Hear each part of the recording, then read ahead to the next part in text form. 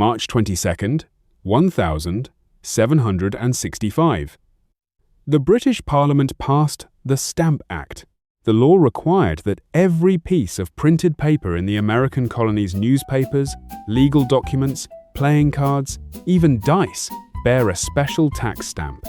The stamps had to be purchased from British distributors. For the colonists, the act was an outrage. They had no representation in Parliament. They had not consented to be taxed.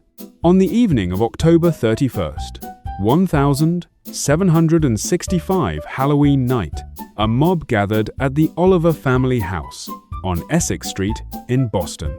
By the standards of the day, it was a serious mob between 2,000 and 3,000 people. The crowd was mostly working men, sailors, dock workers, journeymen, printers, apprentices. They had been drinking. They chanted, "Liberty! Property!" and threw stones at the windows. The mob found the keys to Oliver's wine cellar. They drank his Madeira. They ate his food. They found his fine clothes, a complete suit, including his underwear, his stockings, and his best hat. They dragged the clothing out into the street and built a bonfire right on the doorstep. They threw the suit on the fire bit by bit, layer by layer, cheering as each piece burned. The next morning, November 1st, Andrew Oliver walked to the office of the Boston Gazette and publicly resigned as stamp distributor. He wrote a letter to the colony's governor saying he was unwilling to be the occasion of disturbing His Majesty's peace. He never tried to enforce the Stamp Act.